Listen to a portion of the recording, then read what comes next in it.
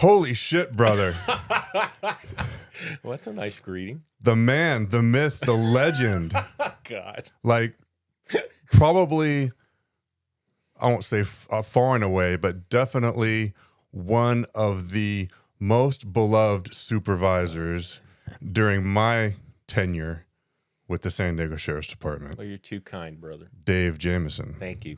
Great to be here with you, by the way. Stoked to have you here. Thank you. I'm stoked. I really am.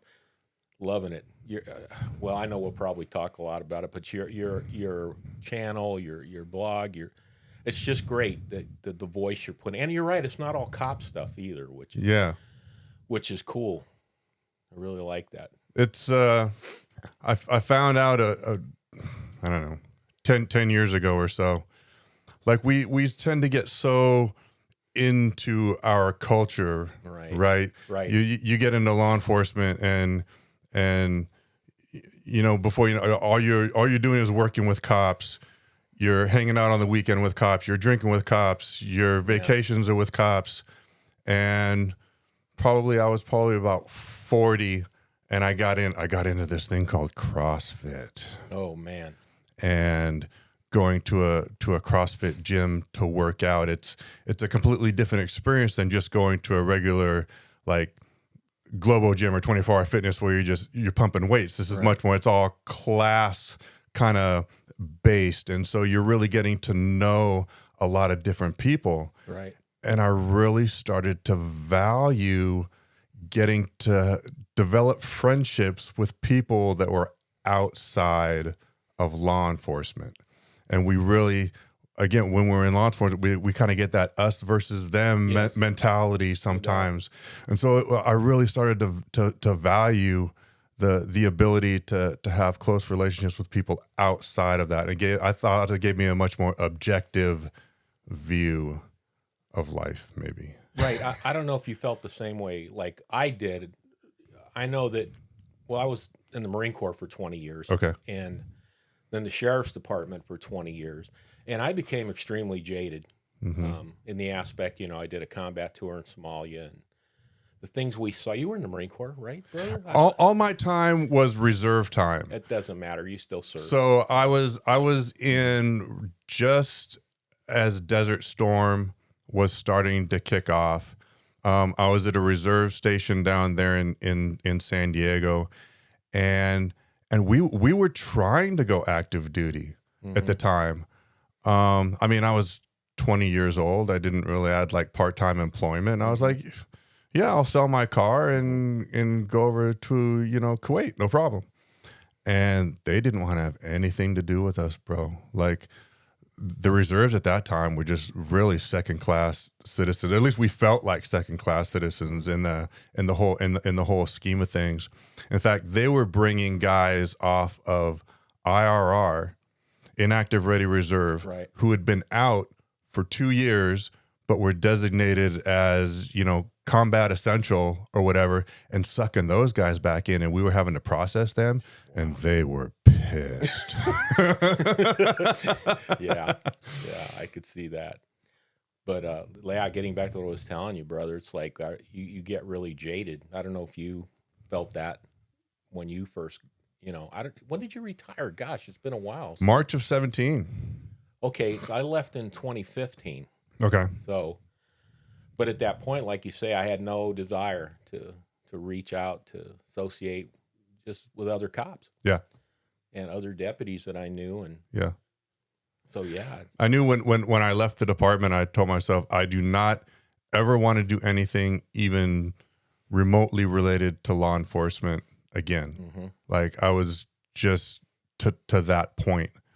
And so I went out and got tattoos on my knuckles and that was kind of one of the reasons was like, I know that no department is ever going to hire me. That's not going to be part of their uniform code is that, you know, no tattoos on the hands, generally speaking. And that was kind of one of the reasons was, let me do that because I kind of know I've always been drawn to it, not necessarily to my benefit. And I didn't want there to be any excuse for me to kind of get back into that whole world again. No, it makes a lot of sense. And Yeah, I was a ground pounder in the Marine Corps, Okay. infantry, 03, 11. I was going to say something else. Family. You can't. No, this is not a family-oriented show. You say Well, you say whatever the fuck you want to say, Dave. It's okay. This is not a family-oriented I got show. you, brother. No, my family will be watching. Okay. So, but anyway, that's why. Yeah. So, yeah, brother. It's one of those things. You know, it's like being in the infantry for 20 years. Well, when I got out, I couldn't very well be a rocket scientist or Right. anything like that, but I knew how to shoot guns real good. Sure. And I knew tactics, and at the time in 1995, I know the sheriff's department was hiring, especially for the detentions program, Mm-hmm. which I thought was great for me because I was 38 years old. I was a retired Marine, too old to run down and kick down doors and chase gangbangers and things like that. So I decided that, it's probably a better career path for me to go that route, and met a lot of good people. For sure. Doing that. Yeah. It was a good experience overall. I started out my law enforcement career in 1992 I was actually a probation officer first. Oh, that's right. And so I started out in juvenile halls, juvenile camps, stuff like that. And then but I didn't have a degree. And so to kind of advance in that whole probation system, you had to go to casework. And to go to casework, you had to have a degree that I didn't have. Oh, wow. So by the time I was 30, I had like 8 years on the department. I was pretty much topped out, So let's go over to the sheriff's department. They have two different career ladders. Yes. I'll go over there and check out what's going on over there. And a super eye-opening experience. And just, it was cool for the most part. Yeah, I think you had an extensive training background as well, right? I mean, you were a training officer at the academy, and yes, and I worked the detentions training unit for 3 years, and that was an eye opener, as far as dealing with the. Talk to me about that. Well, it's a 3-year tour, and I was the DTU detention training unit sergeant at the time, and we would coordinate STC training, standards of training and compliance, and the state of California has standards that every correctional officer has to have at least 24 hours of training every year. So our unit would organize it, schedule it, implement it, and that kind of thing. And that was a great job. That was a really great job. The only problem, of course, was like dealing with some of the command staff, and I know you know what I'm talking about. Sure. Right. The politics. Well, you'd want to do more. And STC, abbreviations are okay, I guess. I already said what it was. Right? If you know, you know. The jargon. That's right. If you know, you know. We use a lot of jargon. But anyway, we would get decent funds from the state every year to do that, except for 1 year when they didn't have any money. So then we had to improvise. But anyway, the money was pretty good.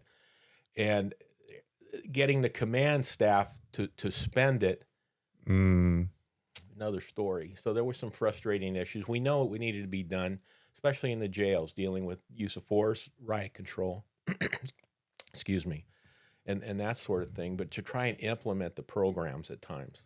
Yeah. Because it took money, overtime money, because we couldn't pull the deputies off the line to do that unless it was overtime. Sure. And an assistant sheriff in particular, who will remain nameless, just was like, nope, I don't want the overtime on my reports, even though it was paid for. So that's the kind of stuff you kind of deal with, right, in a specialized position. They call it. So what are from the deputy's point of view, just as a line kind of position, sometimes it's difficult to understand or to appreciate what goes on at a supervisory level. Can you kind of speak a little bit about like what are some of the challenges of being that sort of middle person and having to navigate between the people who you're supervising and the people above you? Because one of the things that that I always really respected about you, and I think why people loved you so much, was that you really seemed to be able to maintain a sense of at least a sense of positivity, you know, and not kind of be that angry, kind of overbearing kind of supervisor. It was much more just like, you know, hey, we're all deputies working together. You know, you know I'm a supervisor. I don't need to tell you I'm a supervisor. There you go.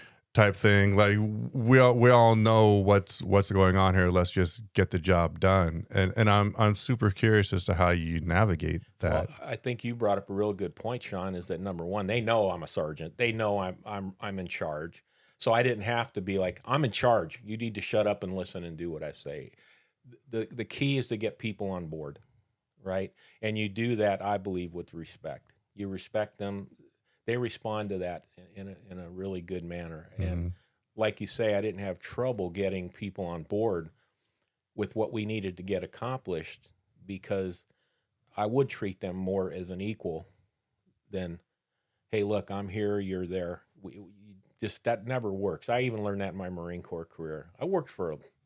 I can count on one hand the amount of supervisors, officers I had any respect for.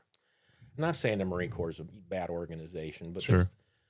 there's just not a ton of leadership at certain positions there, and it's bad for morale, bad for the unit, and I kind of wanted to carry that over when I started to get promoted in the sheriff's department. Was that it'll be a lot better if we work together and we respect each other, and I treat a grown man as a grown man.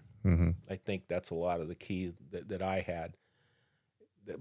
I don't know, completely successful, but we had a good time, you know, and we had a lot of good things going on because we were able to get everybody on board with what we needed. Did you find yourself having to shield, for lack of a better word, like shield your employees from certain things coming down from up above? Or I don't want to say constantly. But yeah, that's another important thing, is take care of your men and your troops. And when you have the rank, and especially when I was a lieutenant, that became a lot easier to do. Sure. Where I could deflect a lot of things away from them. Right. But as a sergeant, a little bit harder, but not impossible. When you realize, hey, look, they put those stripes on me for a reason, and yeah, you know what, you got to be somewhat of a company man. But on the other hand, if you don't take care of your troops, your morale goes downhill, and it's just a miserable time for everybody at that point. Yeah, I definitely feel like that was one of my shortcomings.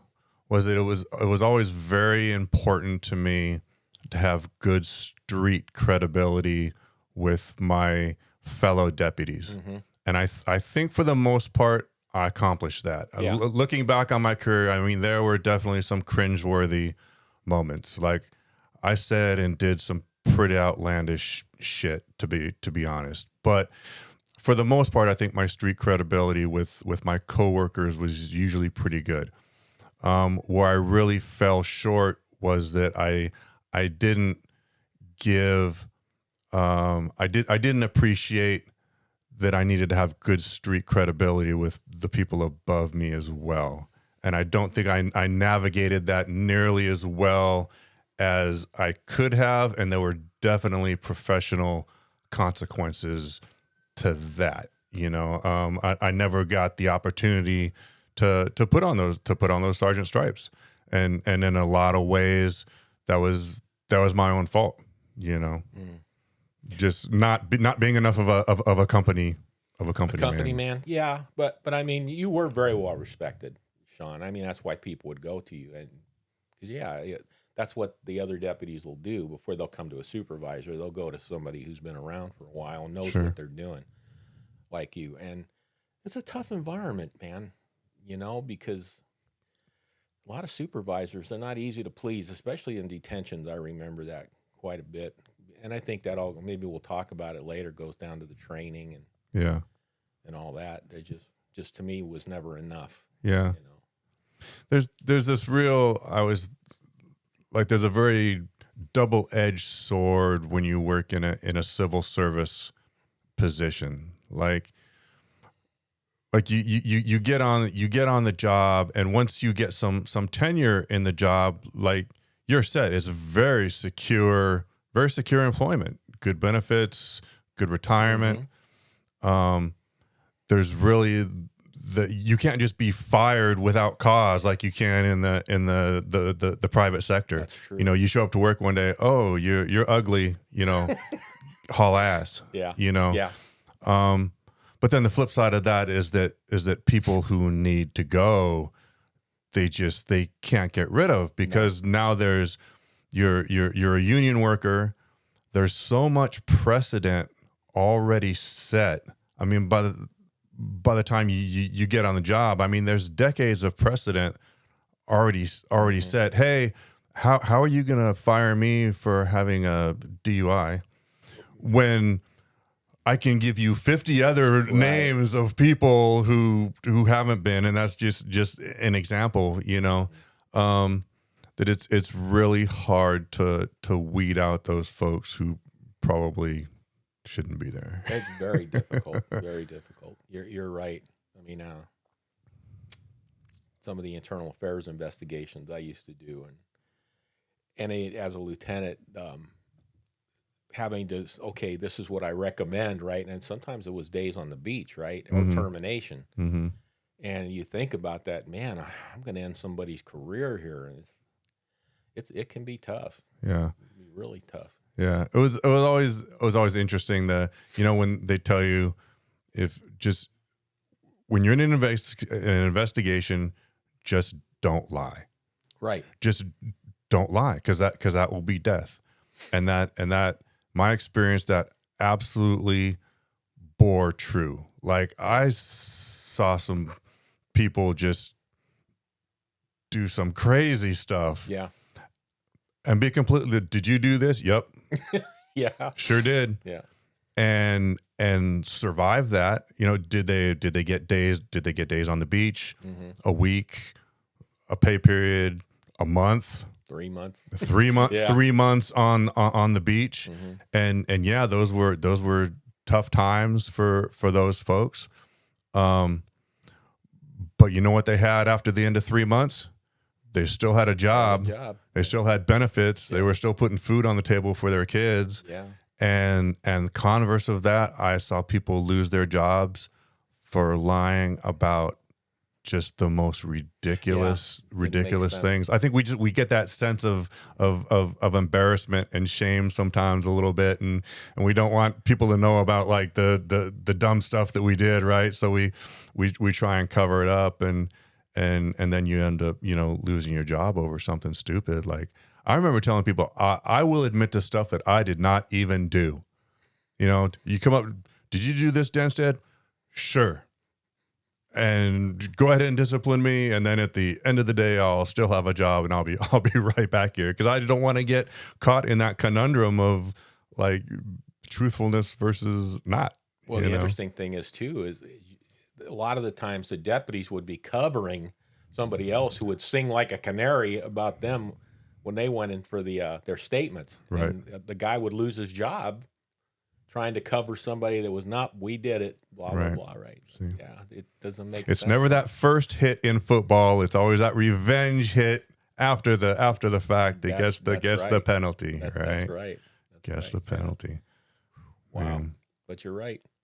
Did you grow up in Southern California? No, Northern California. Actually, I was born in Hayward, California. Oh, Bay Area, yeah? Yeah, Bay Area. Okay. Exactly. I lived in San Leandro my whole life. Okay. And then graduated from high school, 1975. Man, I'm old. Wow, I was 5 years old, Dave. Thanks a lot, man. I didn't think you were that much older than me. That's the whole problem. I was like, man, where did I leave my car keys again? Yeah, right. Really bad. But yeah, and then I went right into the Marine Corps from there. Was there a family military history, or? No. It's just at the time, my mom was a single mom, and she couldn't afford to send me to college. And I never had a job, of course, where I could afford something like that. So, hey, you join the Marine Corps, you get a free education afterwards, which is true. I got 2 degrees out of the government afterwards while in the sheriff's department. Sure. But Yeah, just my mom and I. Then I went in the Marine Corps, and then the rest kind of history. Yeah. Pull it up a little bit closer to your mouth. Sorry about that. Ooh, ooh. Not that much. Boom. There you go. Perfect. 1975. So you just missed Vietnam then? I did. Yeah, I did. As a matter of fact, when I finished boot camp and went to my first duty station, a lot of those guys were coming back, Mm-hmm. and they were not right in the head. Yeah. You spent quite a bit of time talking about some mental health issues in your last. I know I was telling you before, it was just unbelievably real, man. Yeah, it was great. Thank you. No. I when I was in the Marine Corps, I didn't appreciate how close to Vietnam we actually were. I went into the Marine Corps July 5th, 1988. I went to boot camp. Mm-hmm. And when you're young, you don't really, I mean, Vietnam seemed like ages and ages ago when you're a kid. And that was like, Vietnam had only been over for 13 years, you know? And so that I didn't really appreciate that fact until, you know, probably recently, if I'm honest, that how close a time span that was. And yeah, you would run into guys who were just like, ooh, yeah. Yeah, 13 months is a long time to be in a combat zone, man. Yeah. A long time. Yeah. You could see it when they got back. And Yeah, my dad was in Chu Lai, Vietnam, 67, 68, attached to an air wing. Mm-hmm. A sergeant at 20, you know. Yeah. And then again, 67, 68, he came back, finished his tour and got out. And then I was born, he was 23 when I was born. So he was, you know, only just a couple years out of Vietnam. And I definitely learned or gained a lot of compassion for my dad. My parents, I was born in 1970. My parents divorced in like 74 or 75. And my dad raised me as opposed to living with my mom. My dad had full custody. And so I feel like a single dad in 1975 raising, I mean, that's like the courtship of Eddie's father type shit, right? Like that was super unheard of, I think, you know? Oh yeah. And I definitely gained a lot of compassion for him in later years as I was reaching those ages that I remember him being, you know, like, you know, my dad was 35. And then when I reached 35, I'm like, holy shit, I can barely even take care of myself. And my dad was, you know, taking care of me full time. So, just all those experiences plus, you know, being a single father, it really allowed me to let go of a lot of those things that maybe I had harbored with my dad, you know, because I mean, sons and dads kind of tend to bump heads sometimes, you know. So when we're young, we know it all. Of course. And we don't want to listen to our parents, right? No. And with your father, he's a different generation, man. Those people went through some stuff, you know, and they understood that, hey, it's my responsibility to take care of my children. And I think it's kind of different now, but I don't know. Yeah, it's I yeah, you know, it's like you got to be I'm very thankful for my family. Gosh, my wife, if I can just say, I love you, babe, Marcy. 40 years, you know, we've been married, and she put up with all the deployment. She put up with night shift. She put up with my times I were gone and on training exercises, and took care of our kids and ran the household. I just can't say enough about how I'm so blessed to have had her and still have her in my life. Of course. For like the 40 years we've been together. How did you meet? Well, my wife is from Mexico originally, and we met on a blind date with I was roommating with another Marine, and his wife was a friend of hers. So he said, "Hey, why don't you come out and meet my friend?" And so yeah, we had a date, and it worked out real well. So. Apparently. Yeah. Well, I mean, it was, how that goes. Of course. But yeah, but I mean, yeah, it was great. Just she's a wonderful, wonderful, God-fearing woman and mother and wife, and I just can't say enough. What do you think is the key to that type of longevity? I've never been able to get past 10 years in my marriages, unfortunately, and hopefully, God willing, this is gonna be the last one. I'm in the best situation now that I've ever been in, and that's awesome. And this woman is she's everything. That's awesome. But what's the key to that kind of longevity? I would say a couple things. Yeah, number one is your faith. You definitely have to have a good faith, spiritual life. Give everything to God first, and then work on communication with your wife. Mm-hmm. And then the rest kind of seems to work itself out at that point. That's at least in my case. Is that, yeah, our spirituality and our faith have actually gotten us through a lot, an awful lot. Has God always been a part of your life? I won't say always. I mean, as a young Marine, I accepted the Lord at 18 years old, but okay. I was young. I went on deployment. There was nobody to mentor me, in other words, right? Mm-hmm. So I kind of fell by the wayside. And you're a young Marine. What are you going to do? You're going to go drink. You're going to go chase women. You're going to do all those kinds of things. Mm-hmm. So not till I got more stable and married, I think, that I finally had really become, God, what's the word I'm looking for? Like completely entrenched and committed, invested. There you go. Thank you. Committed, invested, right, in that type of thing. I just came to Christ 2 years ago.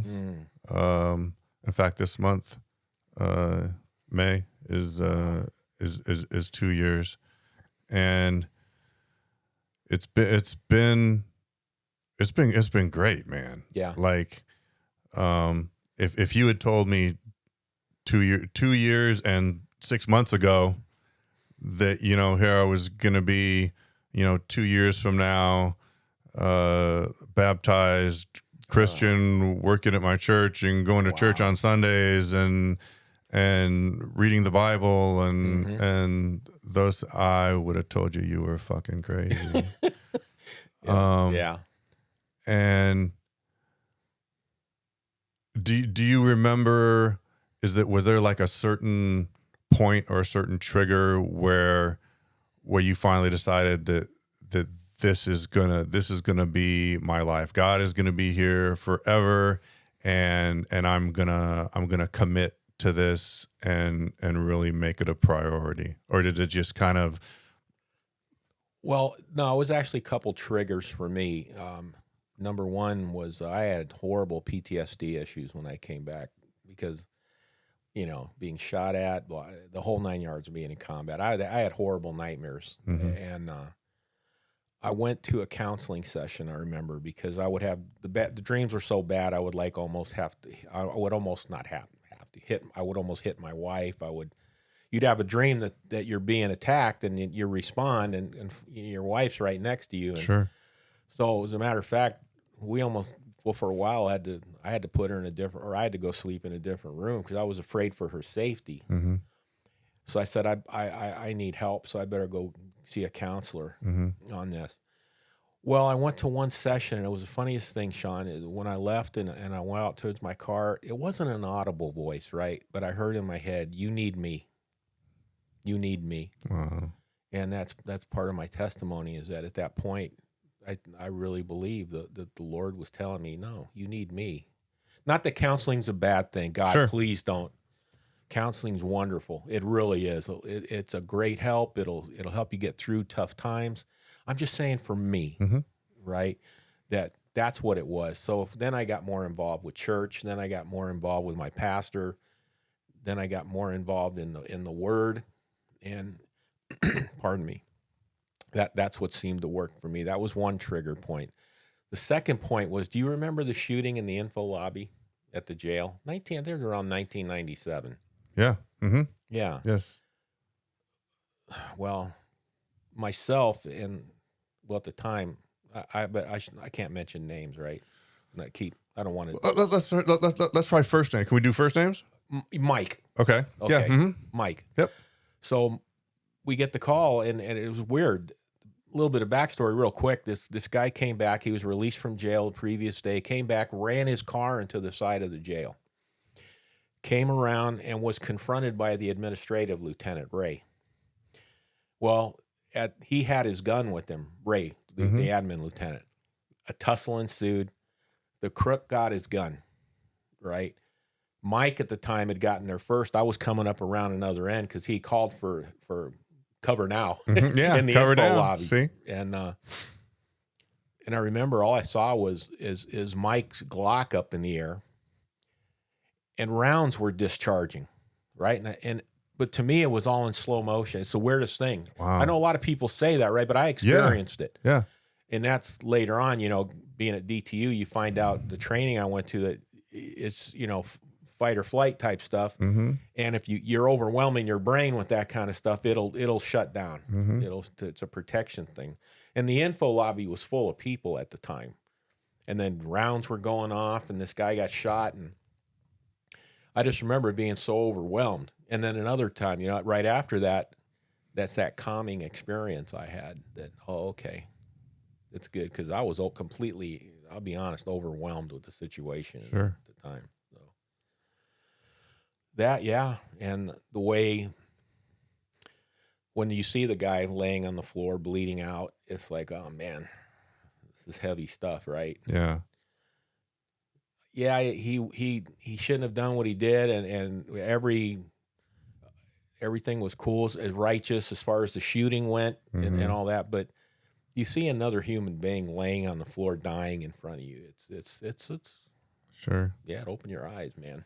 I think a lot of people see law enforcement folks as being sort of callous. Yeah. Where things like that are concerned, and I've known several people who've been really affected by those types of things, and even in a jail setting where a lot of times you're just dealing with a large population of primarily men who would like to see you hurt, right, or dead, right.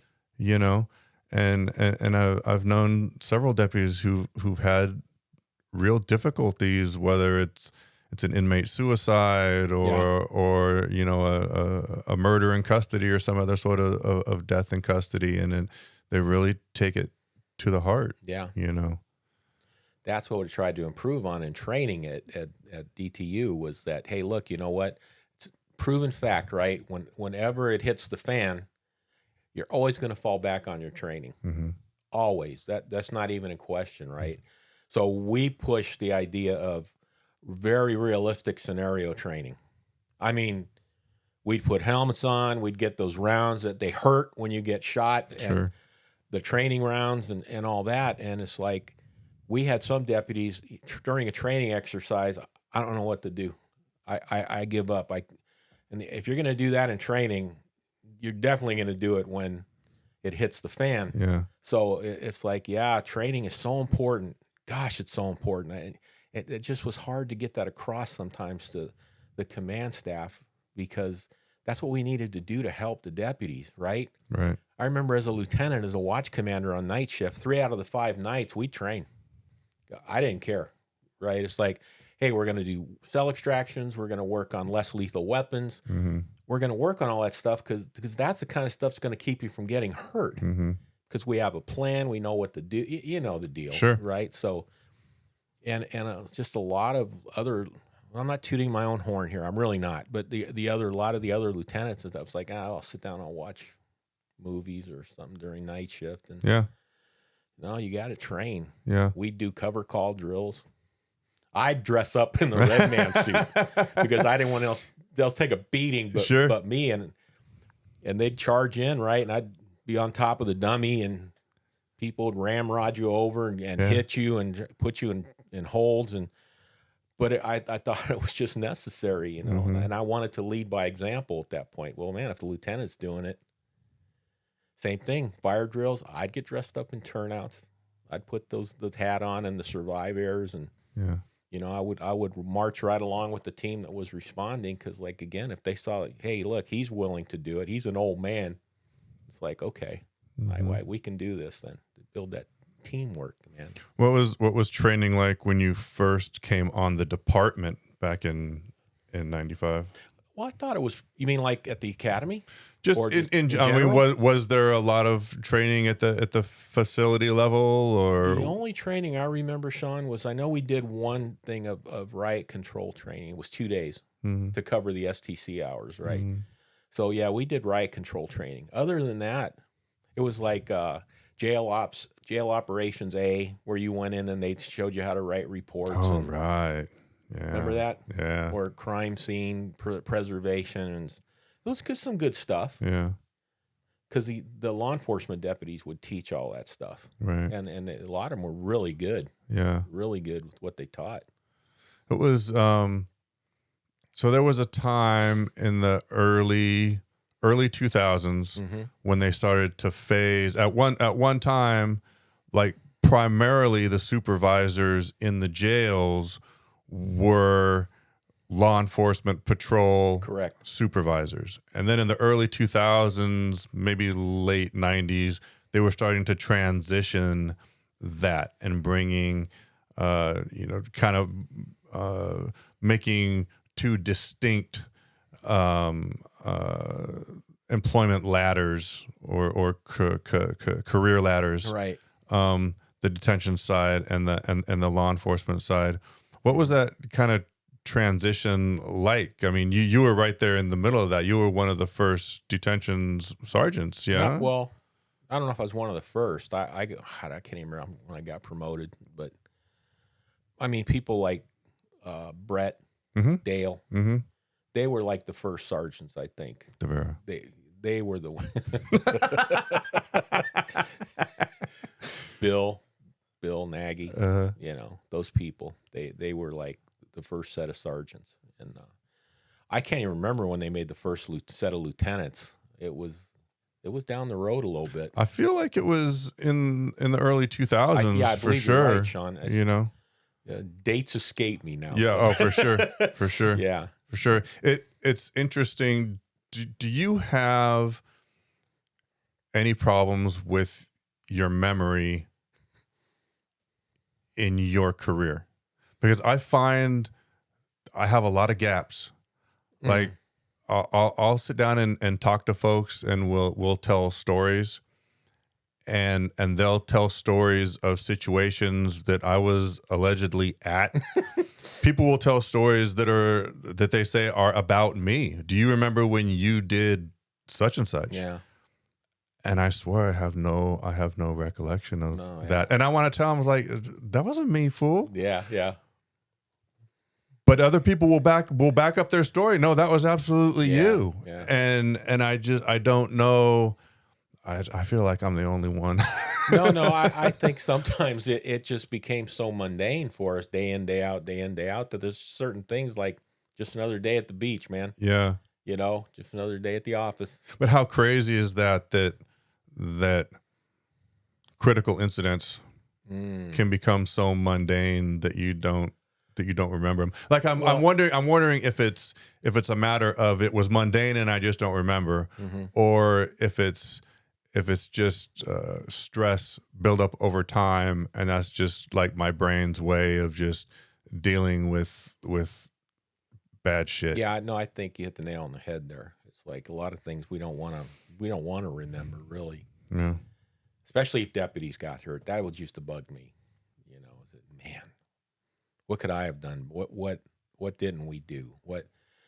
Every use of force that we had, I remember on the team, we would just look at the video when we were getting the cameras and stuff. Like, okay, what can we do better? Not, I'm going to burn you Right. for this, but I tried to make it more of a learning experience, right?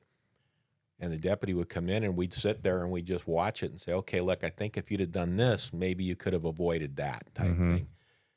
and not being at some, like when I first got promoted to lieutenant, I was sent to the central jail. Boy, you talk about a zoo. What meaning the people that they would arrest and Sure. bring in, and not the the deputies worked so hard down there. Well, it was the high speed environment. Oh man, it was unbelievable. It was like really baptism under fire for me. And 3 or 4 cover calls, uses of force, riots. It's like, oh man, what I get into here. You know? I remember when on my team for a while, I ran the emergency response team, and there were nights where we would go from cell extraction to cell extraction to cell extraction to whatever, and then all of a sudden you're down 3 reports, and now you've got 3 uses of force, and it was just like, are you kidding me right now? Right, unbelievable, man. And boy, those guys, they did a heck of a job keeping up, and I really thought a lot they never got enough credit. When you'd have people tell the watch commanders, I want you to review the video, and if you see something there, I want investigations, I want this, and I'm like, come on.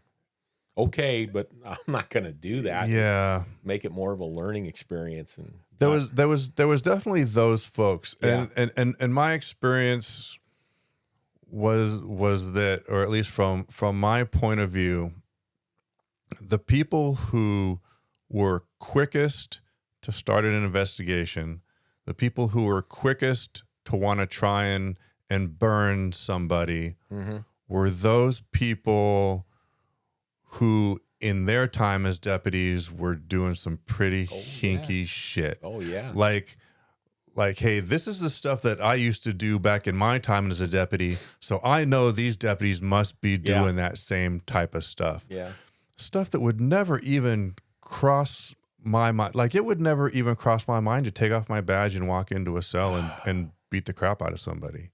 And I know back in the early times, that was not an unusual, occurrence. And so it's just, I always thought that was really interesting that the people who were the quickest to want to burn you were the people who were doing shady shit back in the day. Exactly. Yeah. Boy, no doubt about that. And then they were just so concerned about covering their own ass now that they had some authority or rank to them. That's kind of the thing that most of the deputies liked at first about having law enforcement sergeants there, right? Hey, do what you got to do, man. Yeah. Where the detention sergeants, no, we can't do that.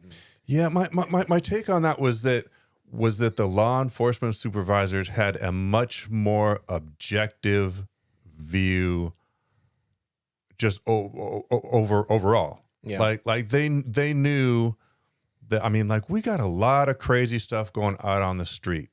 This one guy on the 7th floor in this cell who's flooding his cell is not an emergency. Exactly. Like, right. Yeah. It's gonna be fine. Exactly. And we used to joke as deputies, the detentions bureau making mountains out of molehills. Mountains out of molehills, Yeah, the paranoia was just unbelievable to me. Like, God, these people were so afraid. Yeah. And hey, man, we get paid to do this, make these decisions. That's what some of my counterparts is like. Dude, you're a lieutenant. Do what you got to do to keep your team running smooth, right? Without violating policy. Which some people say, well, you can't do it that way. Well, yes, you can. Sure. You can. You can run your team. You can stay within policy.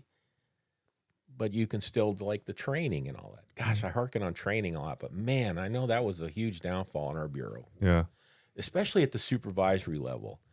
Now, the captains and commanders, right, they'd fly them off. They'd go to training for like 2-3 days, hotels. I mean, the whole 9 yards. Now, I did too in DTU, so, but it was different for me. It was different for me. For me. Fuck those guys. But the average line supervision, they should have gotten training like that as well. Yeah. Quality, professional training to help them. Because a lot of these guys, man, you don't know. Yeah. I was lucky to have, NCO training, I thought, which was good in the Marine Corps. Really good. And then the sheriff's department, you get promoted, and it's like, you'll be all right. no, I won't. It's like Yeah. I need some help here, right? When it comes to supervisory skills, what's your feeling? Nature versus nurture. You know, can a good supervisor be made, or do they just naturally have some innate qualities? I think that's part of it. Innate qualities is, yeah, you have to kind of have it in you a little bit, I believe. But I also believe that, no, you can nurture somebody to be a good supervisor. I've had a lot of people call me back, now and text me and that are, sergeants and lieutenants now. And it's like, hey, man, I took a lot of what you taught to put into my philosophy, Mm-hmm. and they're having some success with that. So, yeah, I think you can actually make a good supervisor, I think. I'm saying good, right? I don't know, but if you have it in you too, because some people have that quality, man.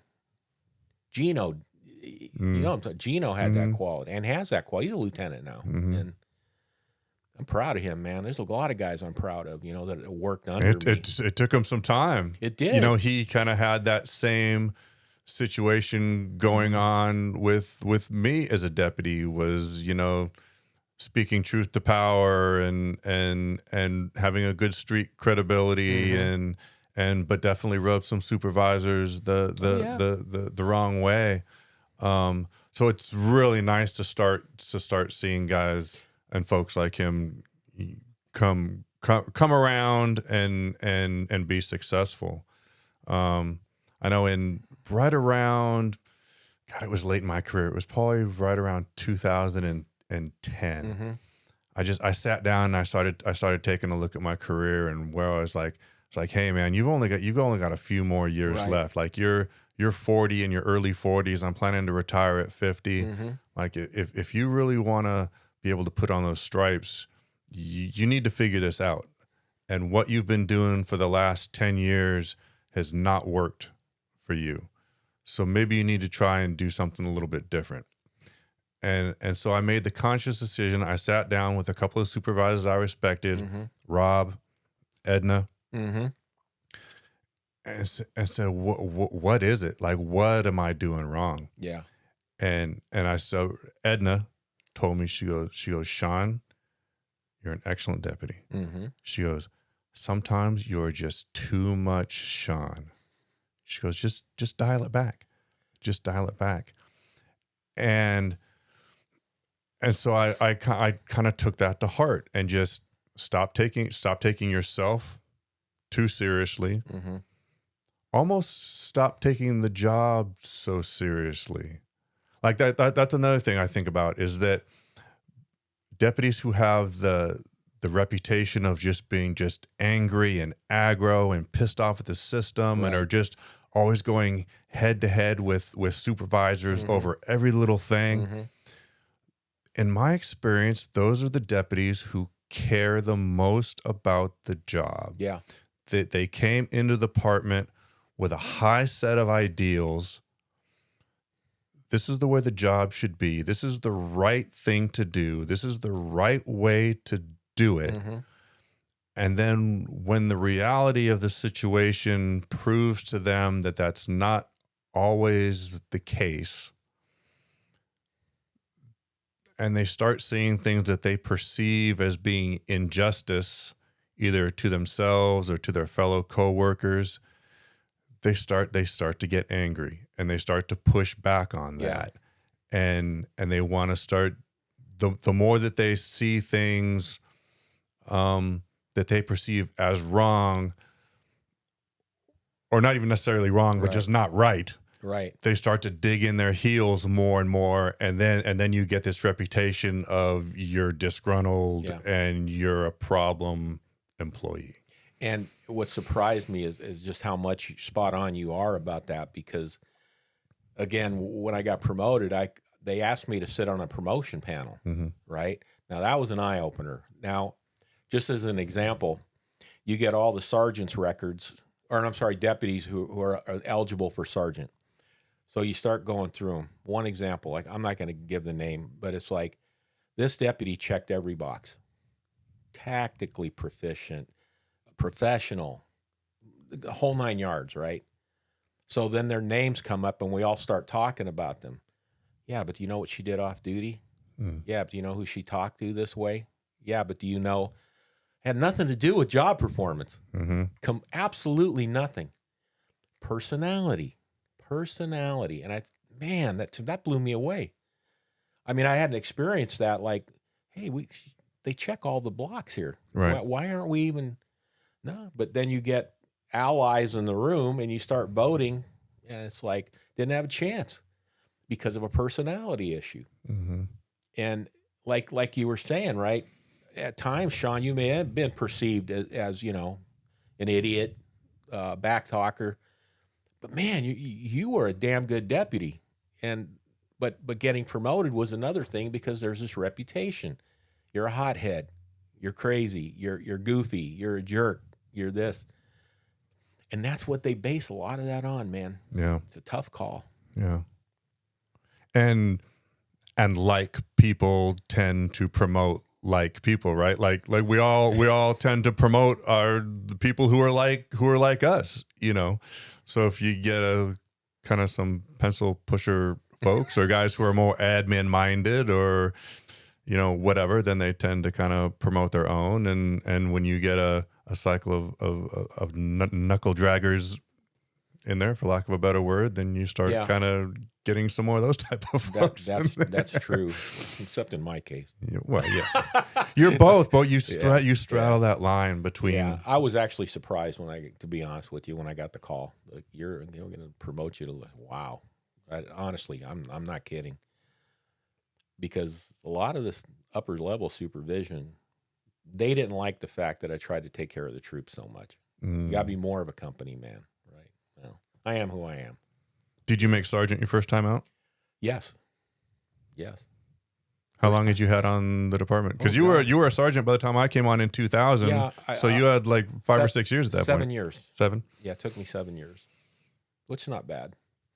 Lieutenant, I got passed over a couple times. Third time, I think, was the charm for me. Yeah. But yeah. Somalia, huh? Yeah, Somalia, man. That was interesting. The rules of engagement were very interesting there. How so? Well, we would see Russian equipment, BMPs, things like that. And we knew at night they were using that against us, right? But so I tried to call in a fire mission on one of them once. It's like, no, we're not going to do that type thing. They just didn't want to.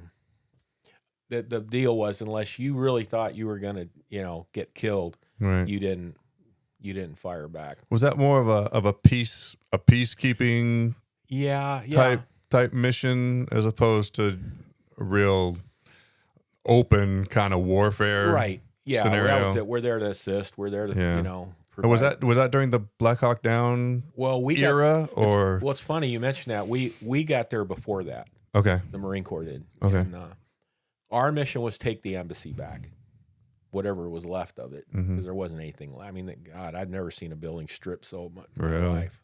Amazing. But yeah, we took the embassy back, and then the Somalis thought, okay, hey, you guys are the second coming, man. You're going to get rid of our government, give us a great government. You're the United States of America. Cure all of our woes. Yeah. And when they found out that wasn't the case, that's when they started to turn on us and shoot at us. And that's because I know the Army had a huge firefight that one when their helicopters started getting shot down. And yeah, it was bad. How long were you there? 2 months. And you're still 0311 at the time? I was a platoon sergeant at the time. Okay. 0369. Okay. Ooh. 69. Wow. It was great. Yeah. I do remember on Christmas, it was Christmas time, they brought us steaks in. I remember that. Wow. Isn't that strange? Yeah. I remember those kind of things. Yeah, especially for the rest of it I try to get rid of. Well, because that was probably the best meal you ever had in the Marine Corps. Was that time in Somalia when they brought us some steaks for Christmas? They brought us steaks. And a funny thing too, you know, I know we had kind of gotten the conversation a little bit about faith, but I remember like day 8 or so, it was bad, Sean. I mean, we were getting shot at constantly, sniped at constantly. And I got a postcard from a Canadian pastor who saw me on CNN, because I was responsible for CNN security there too. No kidding. Yeah, no kidding, man. Baller. And yeah, they'd come the next, hey, Dave, we got you on prime time last night. And, you know, it was kind of funny, but this Canadian pastor, and he told me in the card, hey, everything's going to be fine. I'm getting goosebumps. Yeah, that is no coincidence to me. Yeah. That was me being told by the Lord, you're going to be okay. I'm going to send you home. I got more work for you. Because a lot of us thought, man, someone's going to get shot, killed. Because it was bad. It was really bad at that point. So I was having this discussion with somebody the other day, a friend of mine, that as in regards to prayer and having our prayers answered and things of that nature. And like, I find it really interesting that the more I keep my mind open, those things start to come to me. Like, and I kind of made the analogy of it's like when your phone is in your pocket and you start talking about something, and then you pull the phone out of your pocket, and all of a sudden in your feed is that exact same thing that you were just talking about. It's like sometimes God does that exact same thing. And once you become, you know, maybe your prayer isn't being answered in exactly the way that you wanted it to be, but once you kind of start to open your eyes to things, you can kind of see how he takes kind of a roundabout route to get there sometimes. Well, yeah, I believe the Lord will answer all your prayers. Yes, maybe no, maybe wait, but it'll be answered one way or the other. Yeah. So, well, how did we get on this subject? It's great, isn't it? I know, it's rad. I thought we were just going to sit around and tell jokes and talk shit. And no, it's great, man. I love it. So just before you and I sat down, I went and got a beard trim. I hope you all appreciate. Looks very cool. My beard is on point right now. I like the one you had in the lab. You look like Santa Claus with the big mustache. And great. Yeah, my wife wasn't really into it. She's just like, I cannot kiss you with that mustache. And I'm going for a kiss and end up with my mustache up her nose. And she was just like, and I really like to kiss my wife. So I'm like, I will take down that mustache. Not a problem. But I just wanted to let you know how cool it looked. Thank you. It was awesome. Thank you very much. No, I was talking with my barber, and we were talking about spirituality and God and just energy and spirit versus soul and just like, who the hell talks to their barber about stuff like this? But those are the conversations that I value. Yeah. And that's why I really decided to do a podcast. It's just, I've always been a pretty introverted guy. I hate small talk, man. I don't want to sit around and talk about the weather. I don't want to talk about what little Johnny did. I mean, that's great, you know, but I want to get down and talk about interesting stuff. When it's controversial, really, as it is now, to talk about religion and faith on YouTube, it's awesome that you would even consider talking about it, Sean, because just a lot of people are like, hey, man, don't.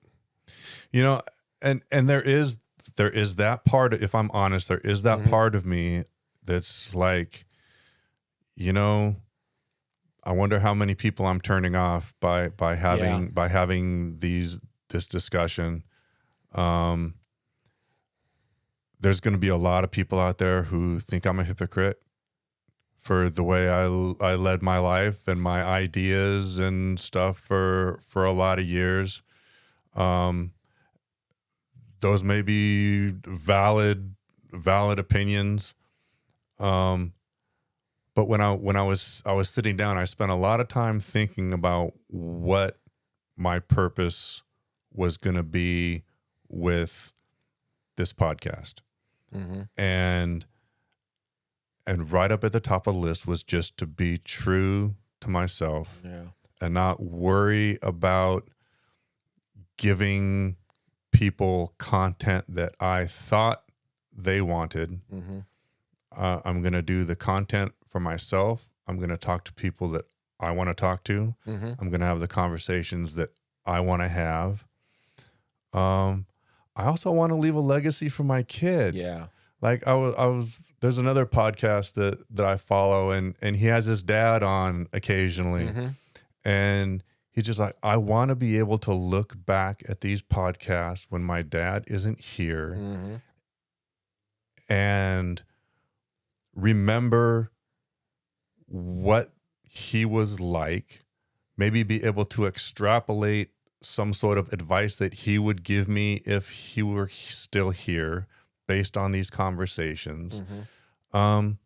And my daughter is going to be 23 this year. Wow. And it would be super cool to kind of leave something for her that she's, I mean, once we're out there on the interwebs, we're out there for forever, right? Yeah. Well, I guess we'll see. Oh, yeah. But just to kind of be able to look back and say, I wonder what my dad thought about these things. I wonder what his overall kind of ideas on life were.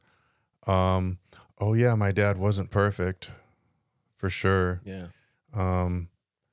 And so yeah, it's super important to me to be genuine and authentic. And if you do that, like I said in my last podcast, if you just you're authentic, your people will come. And Yes. if there's 1 million of our people out there and the podcast take off and I can pay some bills with it, then That'd be awesome. then cool. Yeah. But if not, I get to hang out with some old friends and have cool conversations. Very awesome. And I wish I would have been able to sit down with Al and have a conversation. Oh, wow. You know, So many of our buddies are gone, man. It's dude. Yeah. Yeah, Al was in detention training with me for 3 years. Yeah.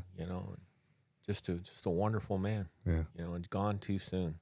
Just so level. Like, Yeah. I don't think I ever saw him like truly angry. No. Like, obviously, sometimes you have to raise your voice just to get people's attention. Mm-hmm. But I've known a few people like that who are just he's just a very even-tempered man. Mm-hmm. I never saw him get like super excited and crazy, but I never saw him just get aggro either. Right. And in 2009, I wrecked my ankle, my right ankle. Had to have a ankle reconstruction. I was on light duty for like 7 months, and he and my partner Jeff drove me to and from work every day for like 7 months, dude. Never asked for a dime. Yeah. Never complained. Yeah. Just, that's just the type of guy that he was, man. Oh, yeah. Sorely missed. And obviously, as we get older, that starts to happen. Gets into your more and memory. more. That's for sure. So you retired in 2015. Yes. How did that come about? Was it just triggered by your age? You'd done a certain number of years, like you had 2 bad days in a row and was like, fuck this job? Or? No. Well, actually, you hit the nail on the head on your last podcast. I couldn't handle the shift changes anymore. Yeah. Every 3 months. Yes. Night, day. I was a zombie. And it's like, I just went home one day to the wife and I said, I just can't do this anymore. I can't do this shift change. I called a certain commander to ask if he would like put me in an office job for a little while, right? No, don't think so. I mean, anyway, he didn't have to. Funny you should say that, because my retirement experience is a little similar. So yeah. Just too hard on the body, and I was in my late 50s then. So how many years did you have with the sheriff's department at that time? 20. 20? Yeah. So I retired at 58. 50, Nice. Yeah, well, I guess it'd be 59, 58. And you've got a Marine Corps retirement. Right. Sure, baller, And dude. a VA pension, too. So 3? 3. Yeah. But I deserve it, brother. That's Wow. Yeah. Is that they have VA is tax free, or Yes. why aren't you out traveling the world or doing like are you 100% retired? Do you work at all or do anything, or are you just? I spend a lot of time working at my church. Nice. They need help with security sometimes, and ushery or Same. That's what I was doing for my church last year. I was doing. You were a security chief, yeah, probably, well, right? yeah, because we run. Well, yeah, we have a K through 12 at my church, so I was doing armed security for them so was last year. Not for your church, but for my church. Yeah.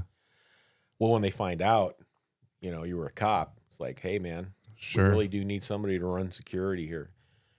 And I think that's a good thing because they don't know. And especially you've seen some of the church shootings lately. My God. Yeah. That synagogue in San Diego. Yeah. It blows my mind. But we knew this was going to start happening. See, that's the whole point, right?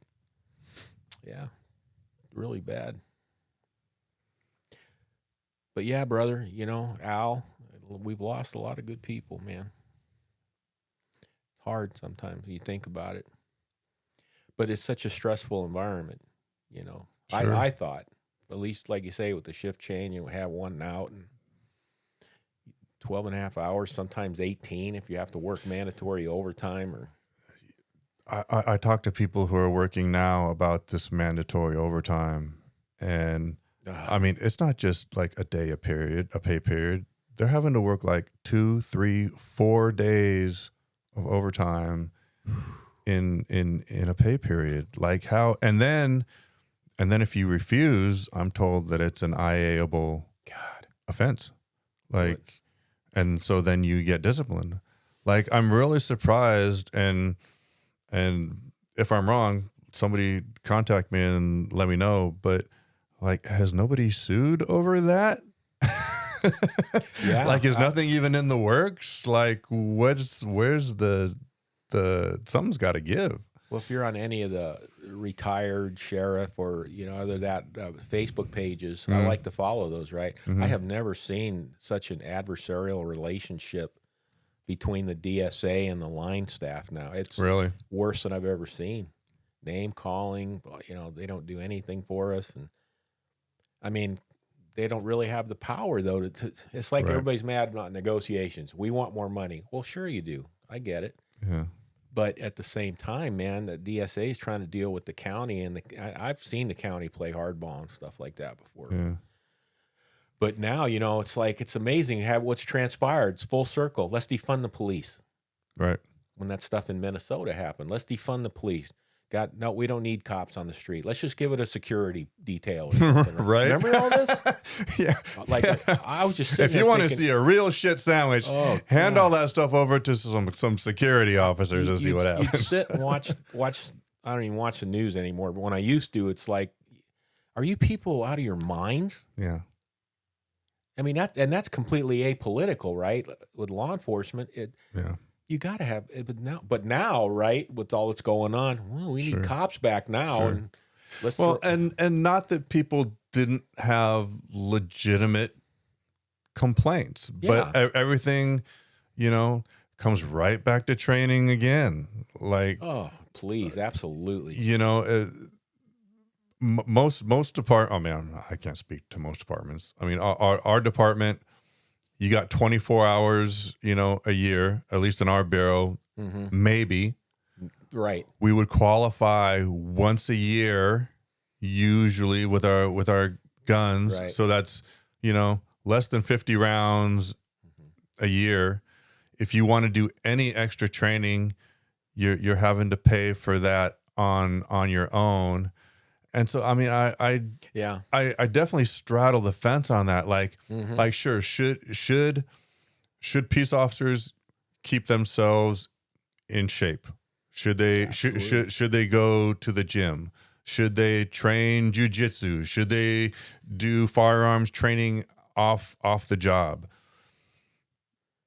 Sure, but what's the responsibility of the department for that as well? If you've got, like our partners working multiple days of overtime per pay period, like you said, working a minimum of 12 and a half hours, sometimes 16, 18, 20 hour shifts to turn around and come back and do that again. That takes a toll. How is the deputy expected to manage that? Plus manage the cost of that, And you're going to have people, well, that's what they signed up for, that they signed on the dotted line. Well, no, not really. You know, they signed up to work an 83-hour Yes. pay period, you know, not 120-hour or 140-hour pay period. Well, they're making great overtime and Can't enjoy it. Yeah, while sacrificing their now they've got a mansion that they never get to fucking live in. Yeah. Or if you're living in San Diego, maybe you're just affording a shack. Like how anybody affords to live to live in that town anymore is beyond me. That's wild. So, but I know you watch a lot of the videos, you know, just like I do. It's you can't help like On Patrol Live or whatever the case. Yeah.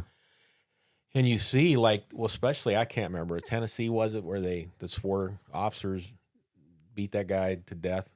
Oh, maybe, yeah. Anyway, yeah. But you look at the videos, and please, God, I'm 110% behind law enforcement all the time. But you look at some of those videos, and you're thinking, what were these guys thinking, man? Yeah. I know they weren't trained like that. And if they were, shame on the department, like you say. Yeah, I definitely think training guidelines are different depending on where you go. Like, True. My understanding is that you can take California law enforcement training and pretty much just lateral to any department in the United States without having to really, like, our training is far and above what you get in a lot of areas of the country. So, yeah, I mean, training, right? Yeah.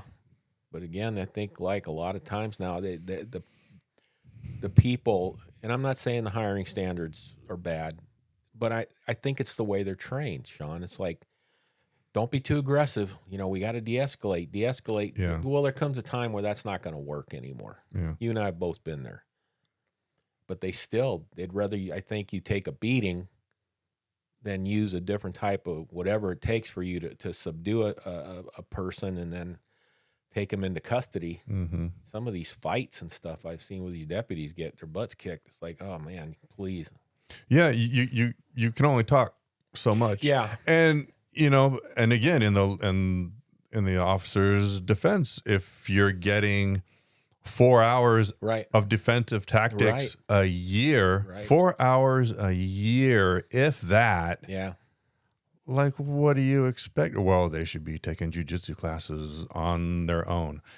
Okay, for another couple of $100 a month, I'll do that. And then when I get injured at jiu-jitsu class, now I'm on light duty for whatever number period of time, and on top of just having the time to do it, I don't have the answer.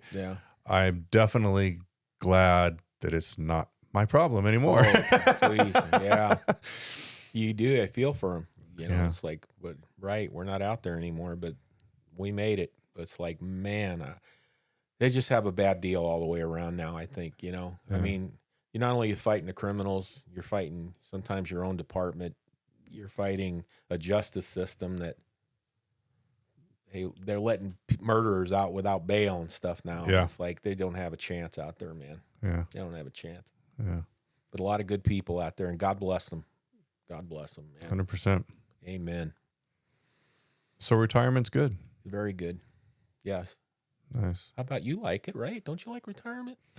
Look at you. I see you're a bail bond agent. You're a truck driver. I'm like, man, I was looking at that thinking, man, you've been keeping busy. Yeah, I don't have any complaints now. Like it was definitely it was rough, but like we said, you know, God does what we need, not necessarily what we think we need. Yeah. Right around like 2016 was a tough year. I retired officially in March of 17 and started to have issues really the beginning of 16. So January of 16, my second marriage dissolved. And so that was rough. So then it was just me and my kids. March of 16, Christine shot herself. And that hit me super hard, bro. Like way more than I thought it was going to. Yeah. I had known that lady for 23 years. We were probation officers together down at juvenile hall. Yeah. I had known her since she was like 25 years old. She reminds me of you a lot. Just very positive. Everybody that she met was a friend.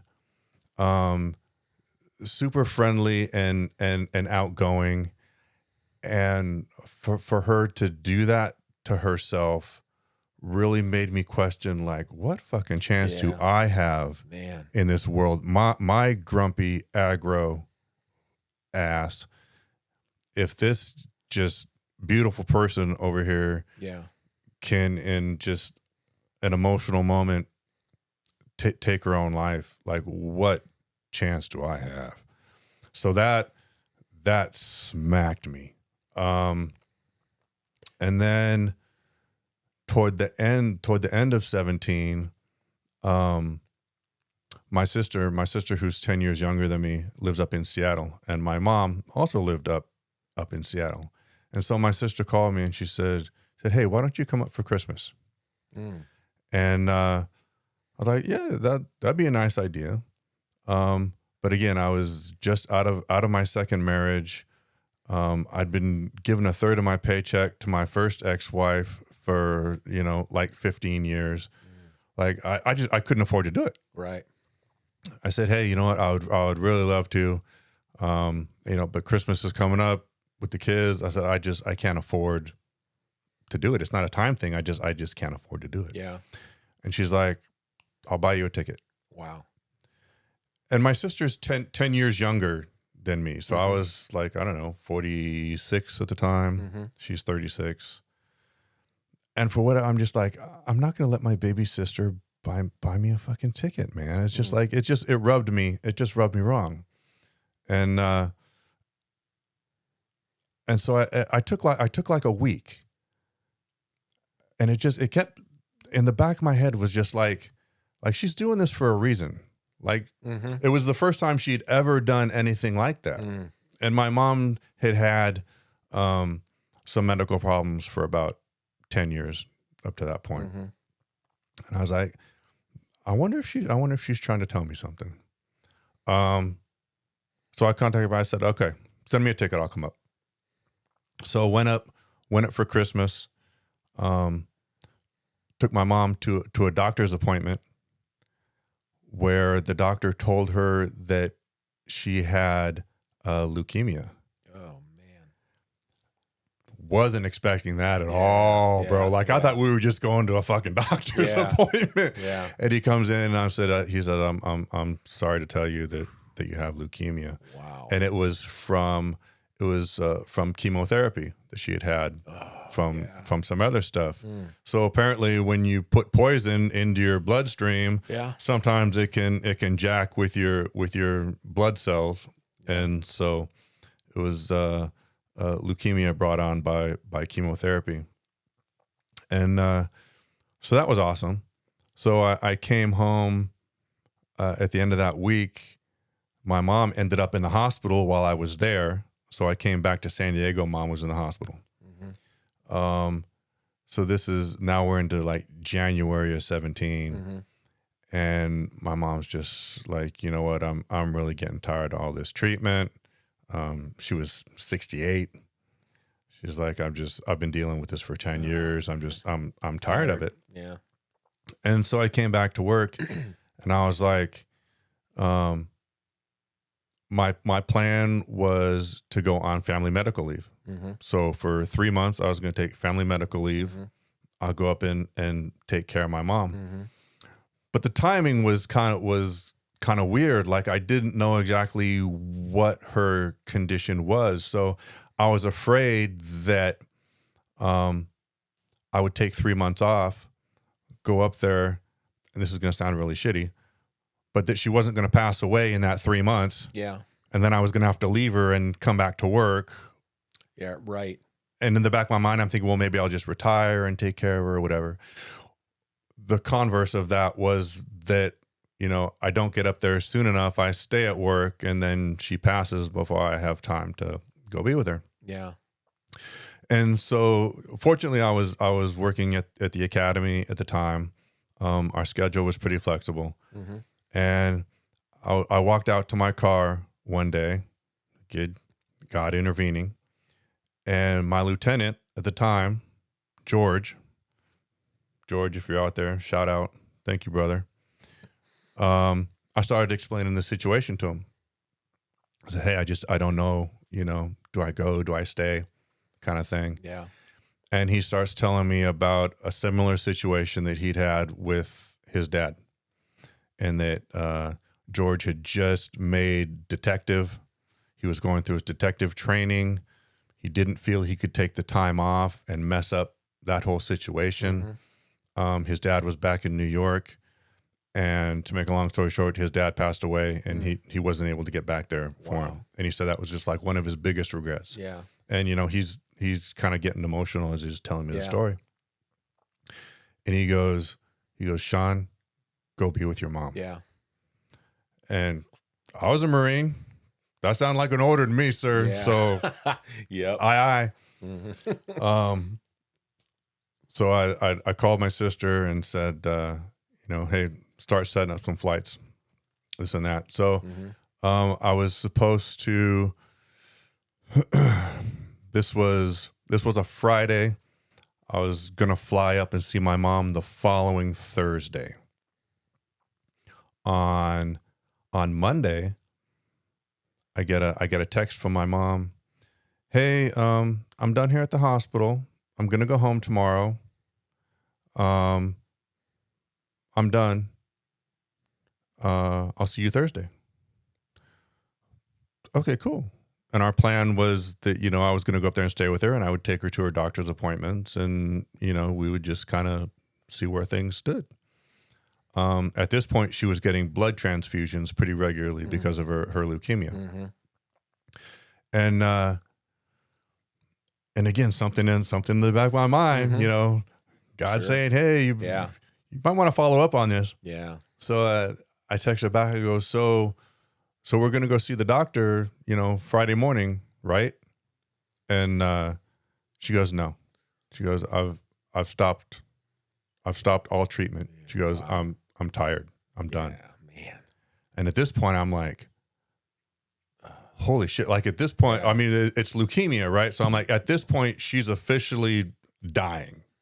Like she's stopped treatment. She's now dying. Wow.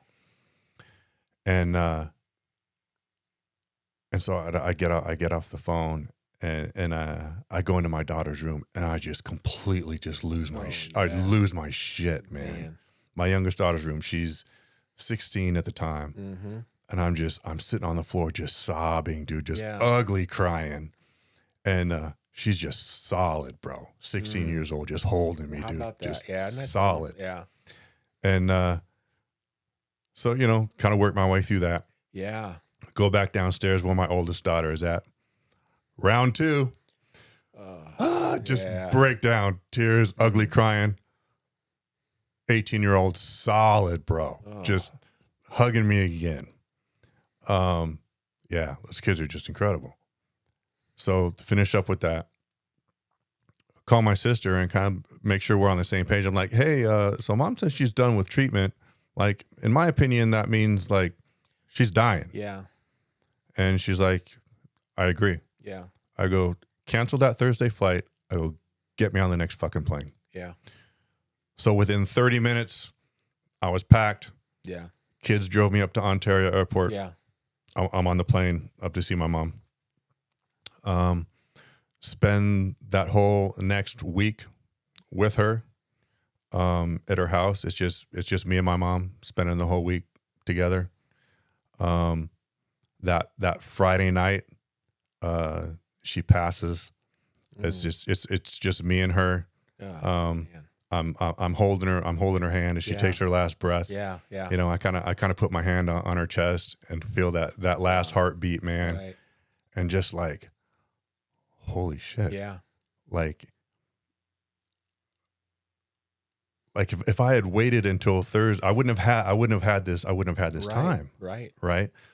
And just for it to go so fast.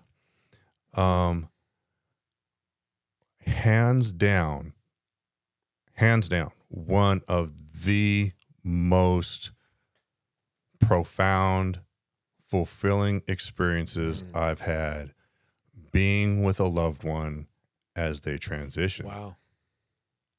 Like super, not like, oh, I saw her spirit leave her body, Right, and like no, yeah. none of that, you No. know, kind of woo woo kind of stuff, but just super profound. Yeah. And again, just me and my mom. So awesome. So now I've got all this time on FML, you know, family medical leave, to just kind of hang out. So so now it's me in the house with my mom's ghost, basically, trying to figure out what's next. Yeah. I mean, I've got this time, so I may as well burn it. I'm not really in a big hurry to come back to work or whatever. I'll take the time that I need. But it's also just me. You know, it's pretty lonely. Yeah. Crawl into a bottle of painkillers for a few weeks. Yeah. You know, sleep most of the day, wake up for a couple hours, go to bed at midnight, you know, just kind of surviving. Yeah. After a few weeks, 3 or 4 weeks, Yeah. well, you know, this probably isn't the best thing for me, so let's flush all those down the toilet. Call my supervisor at the academy, Dave. Again, just like you, he's a deputy, doesn't need to tell anybody he's a sergeant. Yeah. It's just, you know, when you need a sergeant, you go to him. When you don't, you're running the show. Yeah. Call him up and say, hey, Dave, I think I'm ready to come back. I know the next academy starts on ump date. I'll be here ready to smash it. Wow. And he goes, yeah, about that. Really? So the academy was also a 3-year gig, like DTU. Right. So as you know, like your last year in a specialty assignment, you start looking for other specialty assignments, so you don't have to go back to a jail, right? So now, you're starting to interview for different positions and stuff like that. So I had an interview all set up with transportation. Oh, okay. And Aldo was working over there. I had my interview with him. Everything was going to go fine. And then at the command level, they decided to make the academy a 4-year gig. Oh, wow. I was like, okay, cool. Well, I don't want to leave here any sooner than I have to, because the academy is just a great gig, man. Best job ever. I feel so blessed to have been able to retire from that position at what I felt was like the peak of my career. Absolutely. So now it's a 4-year gig. So I cancel all my interviews. I call Aldo. I'm like, hey, bro, they just made this a 4-year gig. I'm not trying to be a dick, but I'm not coming in for this interview. He's like, bro, I totally get it. Yeah. Not a problem. So call Dave. Hey, Dave, I'm ready to come back to work. He's like, yeah, about that. Oh, man. He goes, so they decided to make the job. They pushed the job back to a 3-year job again while you were gone. He's like, they're starting up this new. I think they were trying to start up like a new gang unit or like a jail intelligence type unit or something like that. I remember that. And so they were having to pull positions because of budgetary. Right. So we got to take these positions that we just gave you. Now we've got to take these positions back. And the end of my 3 years was January of 17. Oh, wow. And so now I'm already into, it's almost February of 17 at this point. So I'm actually like a month over. He's like, yeah, your position's been canceled. When you come back, they're holding a position for you back at the jail that you just came from. We fought for you, bro. And again, like George, my lieutenant, went to personnel and he was like, "This is fucked." Yeah. Like, this guy just lost his mom. You don't do this to people. Right. Like, my understanding, I mean, I don't have firsthand knowledge, but my understanding of it was like he pushed to the point where they were like, "You need to shut the fuck up." Yeah. this is what's going to happen. Yeah. And at that point, kind of what do Yeah. you do type thing.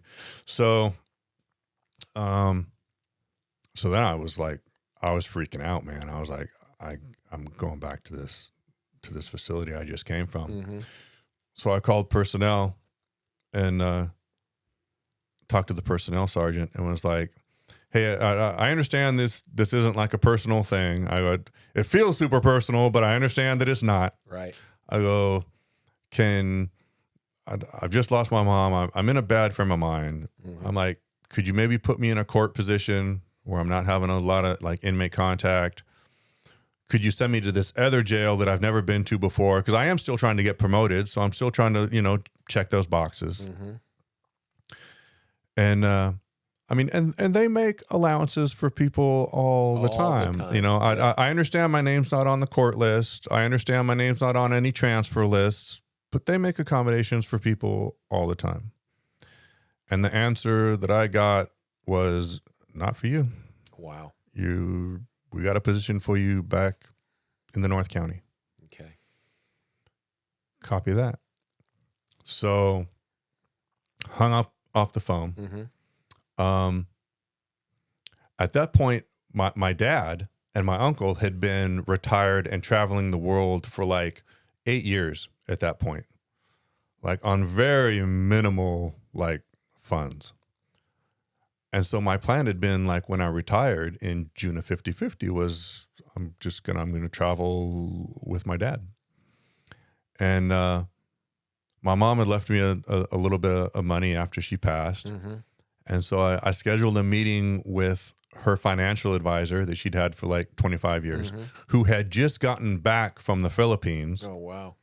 So was very well versed in what it took to live outside of the U.S. financial wise, right? So I sat down with her and I was like, hey, this is my plan. I plan to sell all my stuff and leave the United States. This is kind of what my income is looking like. Yeah. What do you think?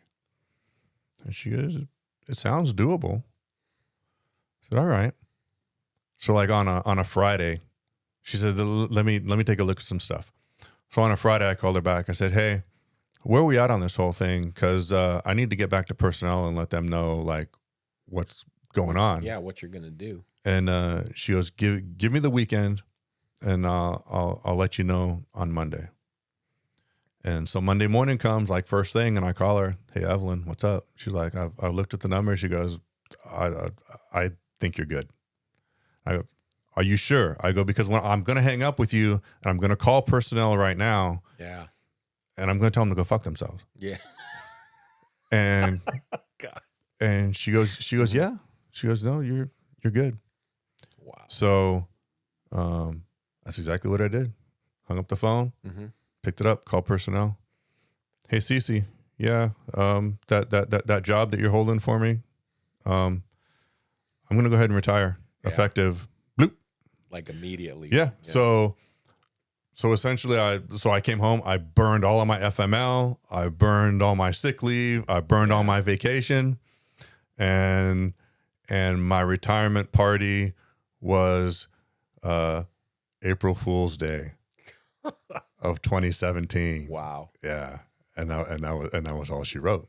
Yeah. And I was terrified, bro. Like Yeah, it's a huge step. like no incoming check. Like, what am I going to do for money? What am I going to do for health insurance? What am I going to do for all this stuff? Yeah. And, I mean, and being on, having dad take care of you, dad being the county Yeah. for, 24 Yeah. years. And now all of a sudden you're just like hanging out there in the wind. Woo, like, Oh, man. holy shit. Mm-hmm. But yeah, I mean, the checks start rolling in and then you're fine. And I started to quit like, man, because I had originally planned to bang out in June of 2020 when I turned 50. So I could get that 3 at 50. Yes. And here I am banging out like 3 years early. I was actually 46 when I left. Oh, so you couldn't get full pension then? No. Okay. So I had 24 years and 3 months. Yeah. And, but again, I'd been giving a third of my paycheck to, my ex-wife for 15 years. Yeah. So I was actually making more in retirement than I was paying her. Right. Mm-hmm. But again, all things happen the way they're supposed to happen. Yes. Because 8 months after I buried my mom, I buried my daughter. Yeah. And God. and there was no way I could have returned to work after that. No. So really I only, I could have gained like 8 months, I suppose, more of retirement. But yeah. Man, I can't even imagine. I watching your last podcast, and I was sitting there, man, and you were talking about that, and I started getting tears in my eyes. Like, how in the world can you survive, like you said, losing your daughter? Yeah. And you honored her, man, with what you were saying, and that, God, that extra. I got goosebumps right now. That extra, you had 10 more minutes, Sean. It was amazing. Not that you had to suffer like that, but your willingness to share in this kind of forum with, people who may or may not know you, it says a lot about your character, and it says a lot about, like, if we get the message out to even one or two guys that, we had our ups and downs in our career. It was a good career. And how many of our brothers and sisters have taken their own lives, like you say? Yeah. Way too many. And it saddens me, man. And if somebody could benefit from your testimony for what we're talking about here right now, that, man, it's well worth it. Yeah. There was a period of time after she passed where I seriously wondered if I manifested that. Like, I mean, you hear about people losing children on a pretty regular basis from accident or sickness or what have you. And for years I would, especially, after after the girls were born, was like, how do parents survive that? Like, I don't even understand how that's possible. And so then when Leanne died, I was like, holy shit. Yeah. Did I cause that in some obviously not, well, right? But what goes through your mind? But you certainly ask those questions, and I don't even know. I still don't really have, and like, I don't have a blueprint on how you survive that. It's just like, you start out, just get me through this next 60 seconds, just get me through this next 5 minutes, 10 minutes, an hour, and eventually those hours turn into 24, and eventually those 24 turn into a week, and then before you know it, you're 5 years down the line. But I still don't have the blueprint. Like, how do I survive this, like, long term? I have no idea. Yeah. I think having my younger daughter was huge. Oh yeah. Because it gives you something to live for. Right. Right. Right. Absolutely. And she's just, yeah, I don't know. I don't know if I ever shared with you, I was the lead chaplain at Temecula Valley Hospital for 2 years. No, I had no idea. Yeah. It was one of the other things where after I retired, I did till I got COVID, and then I couldn't do it anymore. But man, when you're at somebody's deathbed, right, as a chaplain, and people are terrified. They're terrified about dying. But if you have, your faith, I mean, really honestly, like, we know your daughter's in heaven. Right. We know that. But for us left behind, right, it's like, it's even that. So there's very little consolation sometimes. I know that she is in a better place. I'm sad because I feel sorry for myself. Yeah. And the things that I miss, I find that when I'm really feeling down, what upsets me the most is those experiences that I'm not going to get to have with her. Yeah. I'm not going to get to walk her down the aisle at her wedding. Yeah, yeah. But you can rest also in the fact you'll see her again. You'll be with her again. 100%. And then it'll be totally something we can't even comprehend here. I honestly believe that, you know? And yeah, brother. But in the meantime, those memories, man, it's something that extremely hard to overcome. Yeah. Some people, just like you say, they don't make it, man. They don't make it. They just can't deal with it. What are your feelings on death? I remember being right around 45 and realizing that most likely there were fewer days ahead Oh, yeah. than there were behind. Oh, yeah. Oh, me personally, Sean, I'm not afraid to die. I mean, like, because of the faith that I have. I know that there's a place that's prepared for all of us who are believers, and that's where we'll go. And I worry about my family if I go first, but for my wife, it's like, what are they going to do? But again, that's out of your power. Yeah. A lot of guys I knew, man, that one day everything was cool, and then they'd drop dead of a heart attack the next day or something. Dwayne. Yes. It's unreal.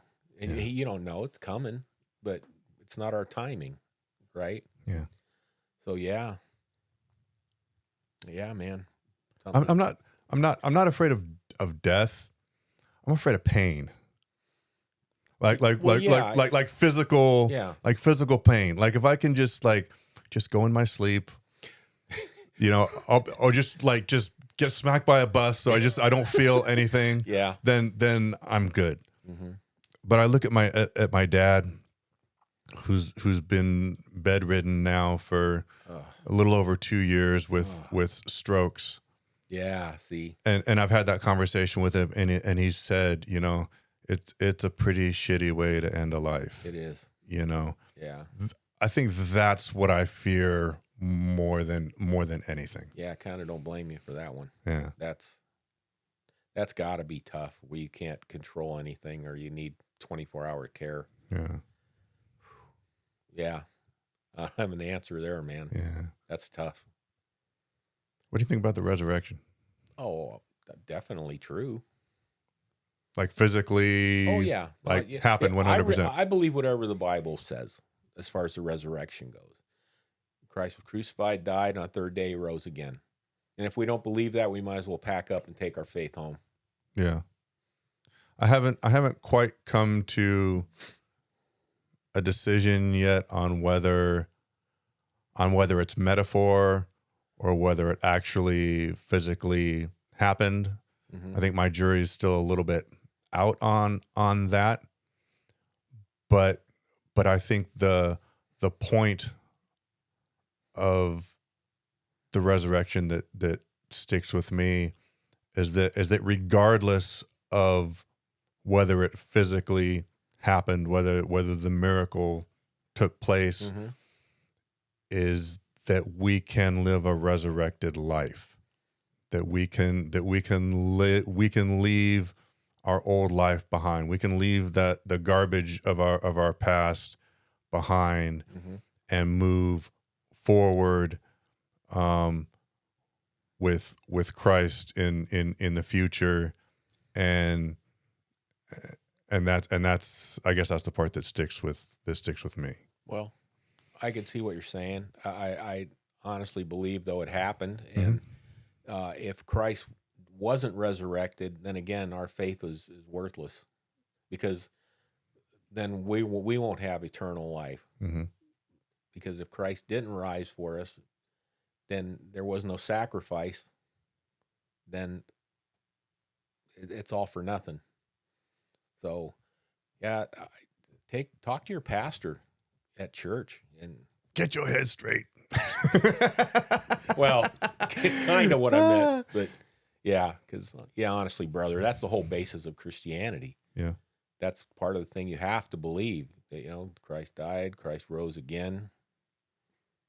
The sacrifice, the ultimate sacrifice for our sins. For sure. So, Better man than me.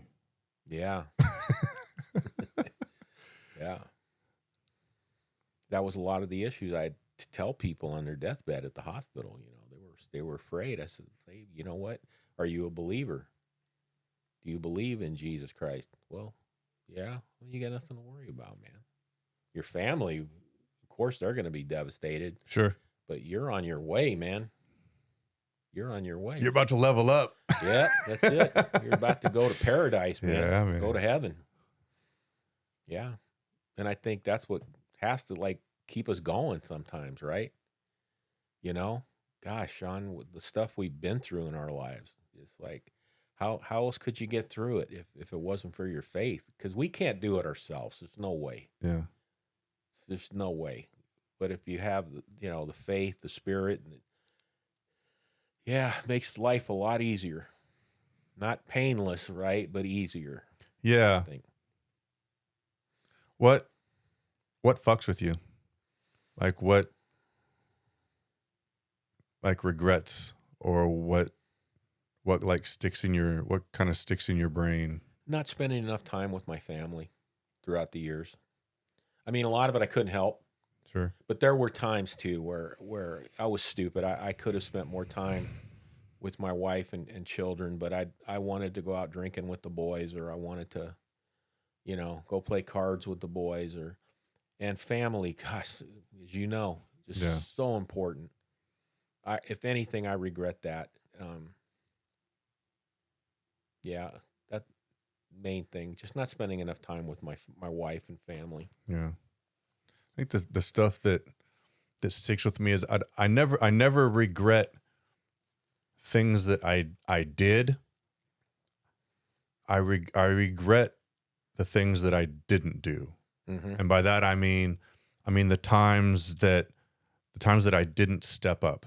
Yeah. The times that I didn't defend somebody that I should have. The times that I let things happen because I was either too afraid or too disinterested to challenge it.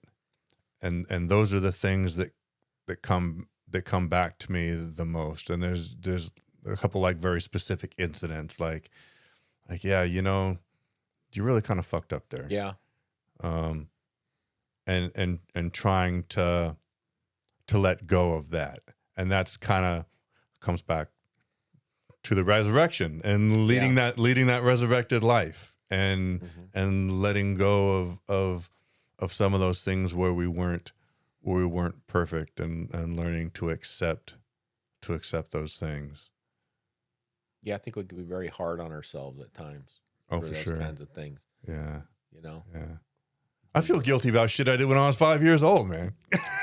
Maybe not quite that. I can't remember what I did. I can't remember what I had for breakfast yesterday, man. Yeah, there is that, right? Yeah. But man, I'm telling you, Sean, been a long way, man. Come a long way. This is awesome. Doing an awesome job, man. Thank you.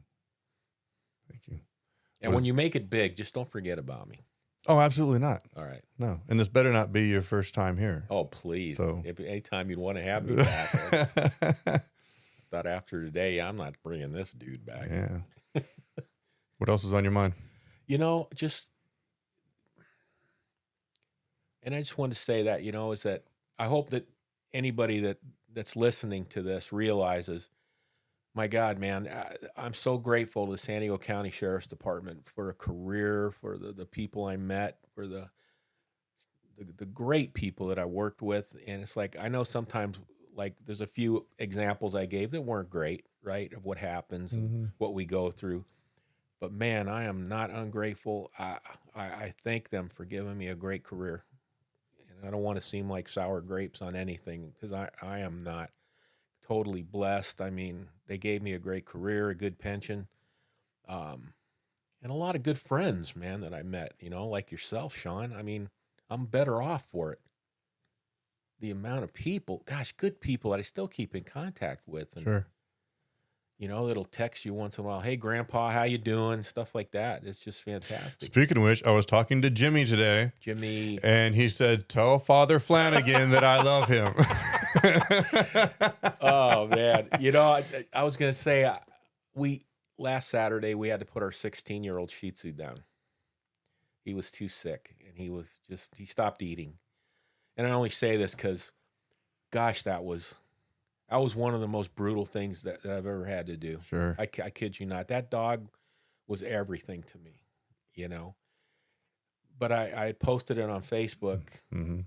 I had at least 75 people. It's like, hey, so sorry, we love you. But you know what that does to a person? Mm-hmm. How it lifts their spirits? Mm-hmm. I mean, I didn't know I knew that many people, let alone would respond to me on Facebook. Sure. Condolences, prayers, love, just for my little doggy, man. Yeah. But yeah, matter of fact, we just picked up his ashes the other day. They're at our piano at home. That's cool. Yeah. It's hard. We could do a whole nother video on pets, man. Right? Yeah. How great they are. Yeah. It really tripped me out who comes out of the woodwork when you experience loss. And how much your little address book kind of changes. That was a great point you made. In some ways. Yeah. And my friend Melanie is kind of who I was pointing the finger at specifically on that. I've known her for a few years, and we've always kind of had sort of not an adversarial relationship, but there's definitely kind of a back and forth there. And man, when my daughter was in the hospital in the ICU, she hit me up. She was the one that helped me start like that whole GoFundMe thing for my daughter. Without her, I wouldn't have had the money for my daughter's burial and funeral and all that stuff. And so many people gave. Like you see GoFundMe out there, like people put stuff out, and hey, we hope to raise $2,000 just to put Grandpa Ed in the ground or whatever, and we far surpassed that. We had like $21,000 in donations. Wow! Within 2 weeks. Jeez. Just pages and pages and pages of people who donated. And just so you know, I printed that list out. It sits on my computer. I have every single one of those 300 and some odd names of people who donated, and I see you guys and appreciate you guys. And none of that would have happened without Melanie. And she was such a great friend to me, a much better friend than I ever felt like I was to her, to my shame and embarrassment. And it's just really cool to see that, like people that you would have never expected just kind of come out and support, and they're just like super solid. It is super appreciate that. Great. Super appreciate that. Yep. To go back to one thing where we were talking about policy earlier, and how people see that as a hindrance, like to being able to do their job. One of our lieutenants said something one time, and this is a guy who just was pretty much generally despised and hated, whose initials were AD. And those of you who know will know. I won't call him out here. Former IA guy, IA sergeant, got lieutenant, came to the jail. Again, was one of those guys sounding like he did like a lot of shady shit back in the day, always trying to fucking burn people. But he actually said something that I got a lot of value from later on in my career. He said, like, working for the sheriff's department is like walking on a sidewalk. You got to stay on the sidewalk, man. He goes, if you veer too far to one side, you're going to be in somebody's grass, you know, violating their rights and, you know, this, that, and the other thing. Too far to the other side, and you're walking in the gutter, man. You're just, you know, you're doing all kinds of like shady shit. You just like stay on the sidewalk. Yeah. And it took me quite a while to actually, number one, open up my mind enough to actually admit that this guy had something valuable to say on the subject. But that, yeah, we have a lot of leeway on the sidewalk, right? You can move back. They're kind of a metaphorical. You can move back and forth. You can go forward. You can go backwards. You know, there's a lot of people don't think of law enforcement as being a very creative job. I don't think, but I think you can. There's a lot of room for creativity, a lot of room for decision making, absolutely, a lot of room for doing more right and more wrong things. Like there's a lot of movement on the sidewalk that you can do. Yeah. And just, you know, try not to veer off on those margins too far. You can always work within the system. You always can. Yeah. Always can. Anything else? No. No, man, this has just been awesome. How long have we been going? I can't even tell. Almost 2 hours. Are you kidding me? Yeah.